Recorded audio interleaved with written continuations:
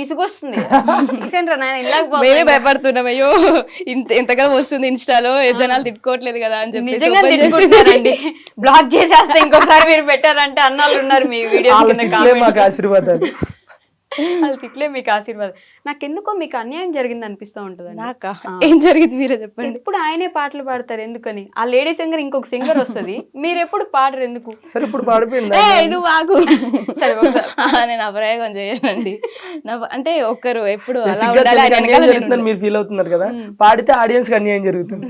అందుకని చెప్పి చాలా మంది అంటారు అక్క మీ వాయిస్ బాగుంటది, మీరు మొన్న జాను పాట కారులో మీ ఇద్దరు పోతుంటే జస్ట్ ఒక పదం ఒక లిరిక్ ఏదో పాడినారు, అప్పుడు బానే ఉంది. మరి అంత కర్ణ కఠోరంగా లేదు.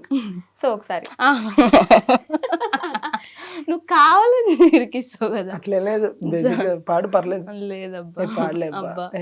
లేదు పర్లేదు మీరు, కానీ వెయిట్ చేస్తాను. ఆయన ఏదైనా స్టార్ట్ చేస్తే నేను చేస్తా, కానీ నేను చేయను. మీరంటే పాట స్టార్ట్ చేస్తే ఆవిడ పాడుతుందంట. ఏం పాట పాడుతావు చెప్పు. చెప్పు, నీ ఇష్టం.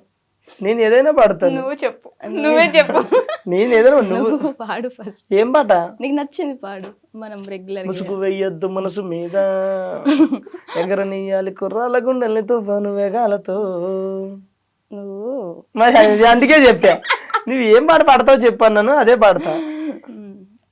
అబ్బా రాజు ప్లీజ్ ఏదో రాజు పాపం ఆవిడకి వచ్చిన మీకు ఇప్పుడు మీకు వచ్చిన పాట నాకు తెలుస్తుందా? నువ్వు 6 years నుంచి ఉంటున్నావు, అంటే నాతో ట్రావెల్ చేస్తున్నావు, నేను ఏం పాడతాను నా ఇష్టాలేంటి నీకు తెలియదు, బట్ నీకేం నచ్చుది, నీ ఇష్టాలేంటో నాకు తెలుసు. నాకేం నచ్చుది చెప్పు. నీకేం నచ్చుతుంది? నీకు జబర్దస్త్ నచ్చుద్ది, నీకు యాక్టింగ్ నచ్చుద్ది, నీకు సాంగ్స్ నచ్చుతాయి. చెప్తారు కదా లైవ్ లో కొట్టుకుంటున్నా నూకరాజ్ గారు, ఆశా గారు దొరికిందా తమ్ముళ్ళు? అదే ఓకే పాట ఏది? పాట పాడనా కీర్తనా.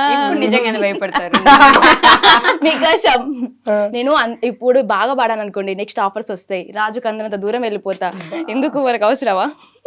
అందుకే నేను పాడిపోయి ఇప్పుడు కూడా మళ్ళీ మీరు అన్నందుకైనా నెక్స్ట్ నేను ఒక సాంగ్ పాడబోతున్నాను, రెడీగా ఉండండి. ఇప్పుడు కాదు, మన సాంగ్ రాబోతుంది. కాదు నిజంగానే ఏంటి కొత్తది ఏదో రేపు రిలీజ్ చేస్తున్నారంట? రేపా? మీది యాక్టింగ్ చేసినట్టున్నారుగా. చూసారా? చూడకుండా ఉంటానా?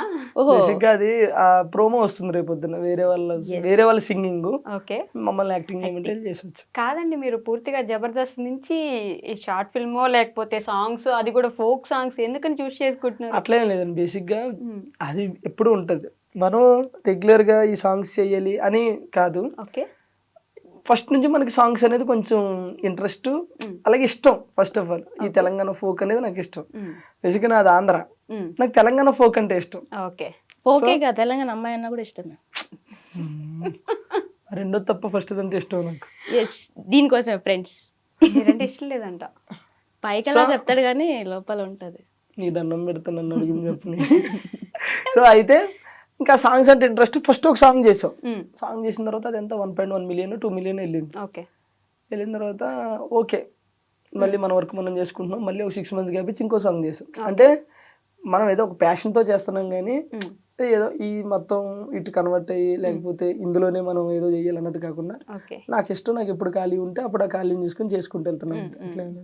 అంత స్పెసిఫిక్ గా దీనికోసం స్పెసిఫిక్ గా అంటే ఇష్టం, అవంటే ఇష్టం, కాకపోతే మనకు ఖాళీ ఉన్నప్పుడు అప్పుడప్పుడు ఒకటి అన్నట్టు. ఓకే, బట్ లిరిసిస్ట్ గా సింగర్ గా అలా మారిపోతూ ఉన్నట్టున్నారు. నేనే షాక్ అండి. ఆయన బాధపడకు బెంగపడక లిరిక్స్ రాసినప్పుడు, అంటే ఫీమేల్ లిరిక్స్ మాత్రం దేవకమ్మ గారు రాసిరు, మేల్ లిరిక్స్ లేవు. ఓకే, ఈయన రాసిండు. నాకు అది అక్కడ మ్యూజిక్ కూడా దేవకమ్మవే అప్పుడు స్టైల్ ఉండే, ఫస్ట్ స్టైల్ అవి ఉంటే నేనేం చేశాను, వాటిని మళ్ళీ మన జనరేషన్ తగ్గట్టుగా మార్చడం.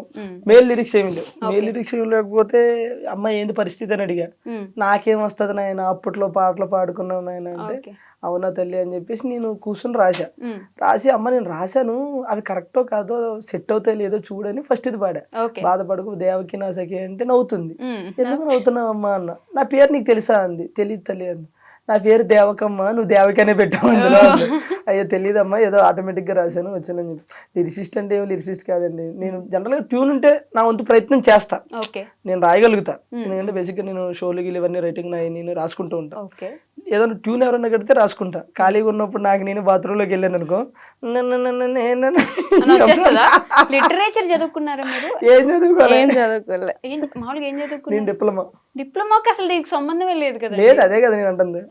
నాకు యాక్టింగ్ కి నాకు కూడా సంబంధం లేదు, చేయట్లే. Multi talented. మీ ఇంట్లో ఎవరికైనా ఇంట్రెస్ట్ ఉంది లేదా అప్పట్లో లిటరేచర్, అది సాహిత్యం? ఎవరికి లేదు. అంకుల్ పాడతారన్నమాట. మా నాన్న జస్ట్ పాడతాడు, బాగా పాడతాడు మా నాన్న. అక్కడి నుంచి కొంచెం అట్లా పాడడం వచ్చింది. లిరిక్స్ రాయడం అనేది గ్రేట్, నేనే ఒప్పుకున్నా. దాని తర్వాత ఇంకొక సాంగ్ ఇప్పుడు కాదు కానీ, ఈ సాంగ్ టోటల్ గా ట్యూన్ లిరిక్స్ అన్ని నేనే రాశా. నెక్స్ట్ ఇప్పుడు వచ్చేది, రేపు వచ్చేది కాదు, త్వరలో వస్తుంది. అబ్బిగో అని, అబ్బిగో సాంగ్ అని చెప్పేసి త్వరలో వస్తుంది. అది కూడా స్టార్టింగ్ ఒక లైన్ దేవకం దగ్గర తీసుకున్నాము, అంటే రబ్బిగో అని చెప్పేసి అది ఒక్క లైన్ అమ్మ దగ్గర తీసుకున్నాము. దానికి ముందు మొత్తం స్టార్ట్ నుంచి ఎండ్ వరకు నేను ట్యూన్ అనుకుని నేనే లిరిక్స్ రాసి, నేను లిరిక్స్ రాసినవి ఒక 3 సాంగ్స్ ఉన్నాయి. అవి యుద్ధం చేయబోతున్నాయి నెక్స్ట్. అది త్వరలో, అంటే జనాలు ఎంతవరకు యాక్సెప్ట్ చేస్తారని చూడాలి. ఒకటైతే